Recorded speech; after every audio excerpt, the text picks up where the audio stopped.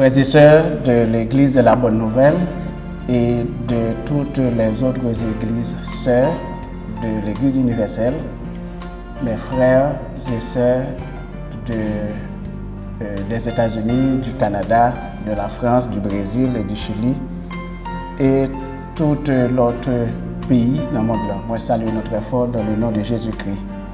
Et nous disons bienvenue maintenant dans un message spécial que mon Dieu voit pour nous matin à l'occasion de ce fléau qui fait rage à travers le monde. Maintenant, nous avons un message dans Jean chapitre 14. Nous avons invité l'église côtoyère pour disposer pour la prière. Seigneur, nous bon gloire matin, nous bon exaltation et nous vous merci pour cette occasion exceptionnelle. Bénis chaque monde qui est connecté à travers les réseaux sociaux. Seigneur, bénis-nous, permette que nous soyons capables d'adorer et nous capables de voir en dépit que nous ne parlons pas l'autre. Seigneur, merci pour cette opportunité. Bénis tant ça que nous allons passer ensemble et fait que nous chaque va capable d'apprendre et nous capables de développer une nouvelle conception de nous-mêmes par la foi dans le nom de Jésus-Christ.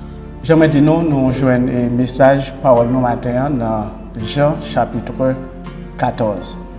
Et l'idée c'est que nous voulons inviter l'Église à une conceptualisation de la foi chrétienne. Maintenant, à travers ce passage et ces textes, ces versets que nous allons lire dans Jean chapitre 14, et nous voulons inviter l'Église verset par verset pour que nous intériorisions la parole de Dieu et c'est ça qui permet que nous développions la foi qui sortit dans bon Dieu. Il est clair que la Bible dit dans Romains chapitre 10, la foi vient de ce qu'on entend et ce qu'on entend vient de la parole de Christ. Dans le verset premier, il est écrit, il dit que votre cœur ne se trouble point. Croyez en Dieu et croyez en moi. Au préalable, à travers les versets, nous avons gagné plusieurs thèmes qui paraissent et chaque thème qui paraît, ou du moins à travers chaque verset, nous sommes capables de gagner une conception de la foi et nous sommes capables d'évoquer de nouveaux concepts. Par exemple, un concept qui est la foi, il y a un autre concept qui est les croyances, il y a un autre qui est les confiances, il y a un autre qui est l'espérance. Maintenant, le verset premier, il dit que votre cœur ne se trouble point. Croyez en Dieu et croyez en moi. Ce verset est bienvenu dans le temps que nous vivons là. Le monde entier est bouleversé, le monde entier est troublé, notamment les parents qui ont petit à travers le monde. Ils ont questionné qui j'ai petit. Nous autres qui en Haïti, nous avons questionné qui j'ai famille au Canada, aux États-Unis, au Brésil, au Chili, etc. Maintenant, Jésus-Christ, dans l'omniscience, il était déjà anticipé que le monde a bouleversé. Et nous autres chrétiens, pendant que nous sommes terre toujours, nous connecter avec des mondes à travers le monde qui gagnent des difficultés. Soit c'est la famine, soit c'est la guerre, ou du moins le deuil, ou du moins des persécutions politiques et autres. Maintenant, le verset 2, il dit, il y a plusieurs demeures dans la maison de mon Père.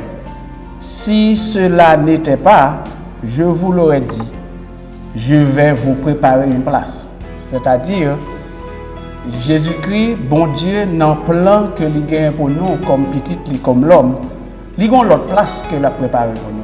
Cette place que nous vivons, cette place charnelle, cette place remplie de pauvreté, remplie de crainte, de peur, eh bien, bon Dieu a un plan pour nous pour que lui offre nous l'autre place. Et nous avons espérance que, et nous devons espérance que bon Dieu a préparé pour nous. Il y a l'autre place. Là, on a l'autre thème qui paraît, espérance. Dans le verset 3, il dit, lorsque je m'en serai allé et que je vous aurai préparé une place, je reviendrai et je vous prendrai avec moi, afin que là où je suis, vous y soyez aussi. L'Église universelle a cette espérance. Nous avons cette espérance. Yon leur n'a chita même côté avec Jésus-Christ, qui déjà chita à droite papale, qui a intercédé pour nous. Et c'est cette place qu'il est en train de préparer pour nous. Et lorsque il retournait, il vient pour venir chercher nous, pour que nous allions vivre ensemble avec lui, éternellement. Et c'est ça, nous voyons dans 1 Corinthiens chapitre 15. Lorsque Jésus va retourner, eh bien, les morts en Christ pourront ressusciter premièrement, et nous, les vivants, nous serons transformés pour pouvoir rencontrer Jésus-Christ dans les airs. Maintenant, on regarde dans verset 4. Il dit, vous savez où je vais et vous en savez le chemin. Alors l'idée c'est que comment Jésus fait tant de disciples que nous connaissons côté aller sans que le pourquoi dire côté aller. Maintenant Jésus dans la méthode pédagogique lui remet anticiper comme ça pour aider les disciples à tester le niveau de connaissance par rapport à lui-même. Dans le verset 5, Thomas réagit pour dire, mais Seigneur, nous ne savons où tu vas. Comment pouvons-nous en savoir le chemin? Et Jésus répond, Jésus dit, je suis le chemin, et je suis la vérité, et je suis la vie. Nul ne vient au Père que par moi. Jésus renforçait qui il est. Il renforçait pour disciples, il rappelait disciples. Qui est-il? Il est effectivement le chemin. Il est mon chemin. Il est ton chemin. Il est ma vérité. Il est ta vérité. Il est ma vie. Il doit être ta vie. Il doit être notre chemin. Il doit être notre vérité. Et il doit être notre vie. Jésus veut être notre chemin. Il veut constituer notre chemin. Et il veut être notre vérité et notre vie. Maintenant, personne n'est pas capable de papa si que ou pas passer par Jésus. Parce que Jésus, c'est l'objet même de la foi. Jésus, c'est l'objet même de l'espérance. Il est l'objet même de la confiance. Maintenant, dans le verset 7, il dit, si vous me connaissiez, vous connaîtriez aussi mon Père. Et dès maintenant, vous le connaissez et vous l'avez vu. Philippe répond. Philippe dit, Seigneur, montre-nous le Père et cela nous suffit. Jésus lui répondit, il y a si longtemps que je suis avec vous et tu ne m'as pas connu, Philippe. Celui qui m'a vu a vu le Père. Comment dis-tu, montre-nous le Père? Mais Philippe, si on aime, c'est papa ou qu'on aime? Pour qui ça demande pour montrer au papa encore? Dans verset 10, Jésus dit, ne crois-tu pas que je suis dans le Père et que le Père est en moi? Les paroles que je vous dis, je ne les dis pas de moi-même. Et le Père qui demeure en moi, c'est lui qui fait les œuvres. Dans le verset 11, Jésus dit, croyez-moi, je suis dans le Père et le Père est en moi. Croyez du moins à cause de ses œuvres. Maintenant, si nous regardons dans le verset 1er, ou après accent mettez sous verbe croire, et dans tous les autres versets, accent mettez sous croire. Verset 11, croire. Verset 10, croire. Verset 9, croire. Ce qui fait que le verbe croire lit très fort dans la question ça a rapport à la foi. Il était qu'elle a dit, eh bien, confier, croire, confier. Maintenant, l'Église de Jésus-Christ est caractérisée par cette croyance en qui? En Dieu, non seulement en Dieu, mais en la parole de Dieu. Jésus dit, je suis le chemin et je suis la vérité. Maintenant, au commencement, j'étais la parole. Et la parole était avec Dieu. Et la parole était Dieu. De ce qui fait que Jésus, c'est l'expression de la vérité. Il est l'expression de la parole. Et notre confiance doit être en ce Jésus qui nous donne la parole et qui est en lui-même l'expression de cette parole de foi, cette parole de vérité, cette parole qui remplit avec promesses. Et la Bible dit nous que les promesses de l'Éternel sont vraies, sont véritables, et il n'y a pas accompli quand même. Et Jésus dit, m'a avec vous tout le jour et jusqu'à la fin. Dans le verset 12, Jésus dit, disciples, en vérité, je vous le dis, celui qui croit en moi fera aussi les œuvres que je fais, et il en fera de plus grandes, parce que je m'en vais au Père. Et tout ce que vous demanderez en mon nom, je le ferai, afin que le Père soit glorifié dans le Fils. Maintenant, nous voyons que à travers verset 1er jusqu'au verset 13, nous gagnons accent qui mettait sous croire, sous croyance. C'est-à-dire que la foi, c'est une ferme assurance des choses qu'on espère. Maintenant, assurance, espérance. C'est des mots qui viennent pour supporter la question de la foi. Des mots qui viennent pour renforcer ce concept qui est la foi.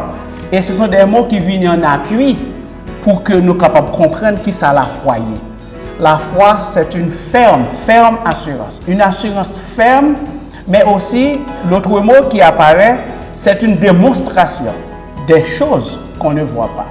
Maintenant, cette assurance, cette démonstration fait que n'importe bagaille nous demande bon Dieu va nous. Il dit ça dans verset 12. Il dit en vérité, je vous le dis, si nous croyons en moi, nous avons fait tout ça moi fait et même ça, plus que ça que moi t'ai fait. Et dans verset 13, il dit si vous demandez un bagaille dans nom, parce que Jésus il est le chemin. Jésus il est la vérité. Jésus il est la vie. Maintenant n'importe bagaille que nous demandons bon Dieu, non Jésus n'a pas recevoir. Pour qui ça? C'est parce que prier bon Dieu, c'est prier Jésus. Et Jésus, il est notre intercesseur auprès de Dieu. Maintenant, la volonté de Dieu pour nous, c'est que petit Léo marche non seulement dans la sainteté, mais aussi marcher dans la gloire de Dieu.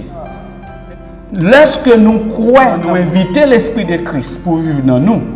Il dit dans Colossiens, eh bien, Christ en vous, l'espérance de la gloire. Maintenant, la présence du Christ en nous fait que nous sommes capables d'espérer la gloire de Dieu.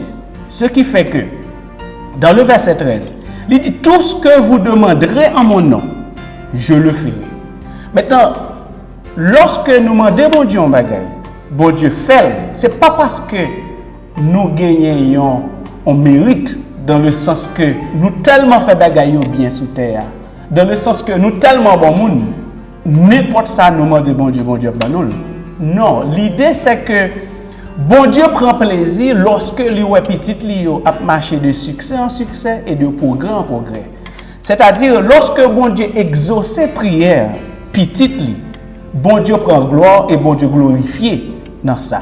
Dans le verset 13, il dit tout ce que vous demanderez en mon nom, je le ferai. Pourquoi? Je le ferai afin que le Père qui est en moi soit aussi glorifié dans le Fils. En d'autres termes, bon Dieu bénit nous à cause de Jésus-Christ. Bon Dieu bénit petit Léo à cause gloire à cause petit li, et non seulement à cause petit li, mais à cause lui-même qui s'allie. Nous lisons à travers la Bible côté que bon Dieu dit, nous t'a frappé, oui, nous t'a tué tout, nous t'a écrasé tout. Même pas faire ça. Pour qui ça? Parce que c'est bon Dieu, l'homme. L'homme pas qu'on pardonner, l'homme pas qu'on accepter tolérance, l'homme pas accepter monde qui est différent de eux. L'homme voulait tuer, l'homme voulait détruire, l'homme voulait égorger, l'homme voulait tuer. La Bible dit dans Jean chapitre 10, le voleur est venu pour dérober, pour égorger, pour détruire. Mais moi, je suis venu pour vous donner la vie. Et la vie en abondance. Maintenant, bon Dieu dit, bon, comme c'est bon Dieu mieux, va donner nous. Parce que dans la nature, bon Dieu, c'est le pardon. Dans la nature, bon Dieu, c'est la compassion. Dans la nature, bon Dieu, c'est miséricorde. Dans la nature, bon Dieu, c'est l'acceptation. Maintenant, dans le verset 14, pour nous finir, il dit, si vous demandez quelque chose en mon nom, je le ferai. Ça, c'est un renforcement de promesse que lui fait nous dans verset 13. Dans verset 13, il dit, tout ce que vous demandez, il n'a pas dit quelques bagailles. Il pas dit quelques bagailles. Bon Dieu pas dit souvent de l'argent, m'a bon l'argent, mais souvent de machine, pas bon machine. Bon Dieu pas dit souvent de mariage, m'a bon mariage, mais sous besoin petite, pas bon petite. Bon Dieu dit tout ce que vous demanderez en mon nom. L'église, nous voulons inviter nos matins, ou même qui peur, ou même qui triste, ou même qui perdit la foi matin. La Bible voulait que vous connaissiez matin. Dans Jean chapitre 14, verset 1er, que votre cœur ne se trouble point. Croyez en Jésus, croyez en bon Dieu. Pour qui ça? Parce que nous avons servi un bon Dieu qui est fidèle, qui est réel, qui est vrai. Et non seulement bon Dieu réel, il est fidèle, il est vrai, mais il fait nous promesses. Il est avec nous tous les jours, jusqu'à la fin du monde.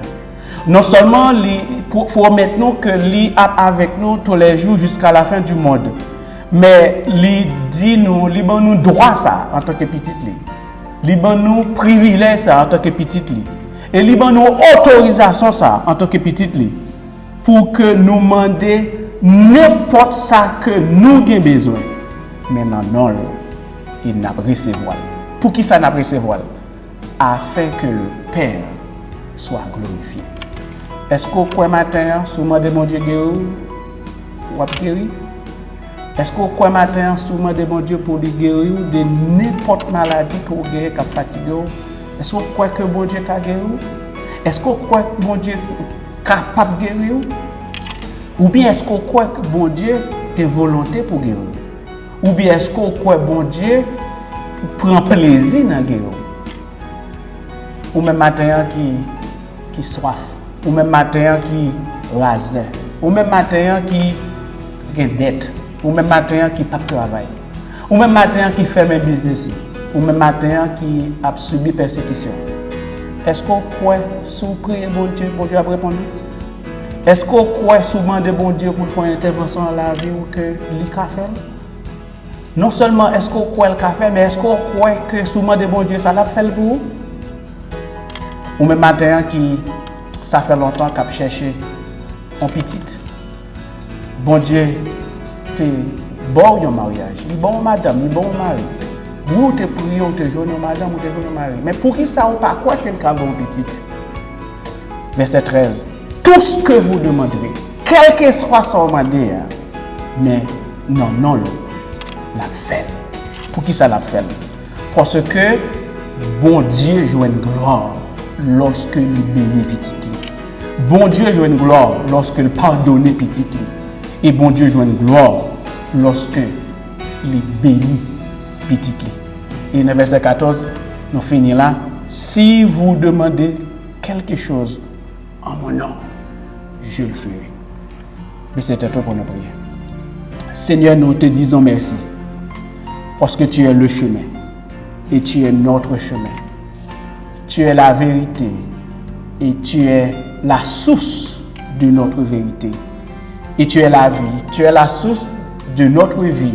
Et tu es celui qui nous donne la vie. Qui vit en nous. Et qui nous permet de vivre. Merci Seigneur pour ton Saint-Esprit que tu nous donnes. Et que tu as inscrit en nous lorsqu'il t'a accepté comme Seigneur et Sauveur. Merci pour ta parole qui est vraie. Seigneur, permets que nous soyons capables de serrer la parole dans le cœur pour nous capables de pécher contre nous-mêmes. Papa, nous croyons en nous-mêmes, nous comptons sur nous-mêmes, nous dépendons de nous-mêmes et nous mettons confiance dans nous-mêmes.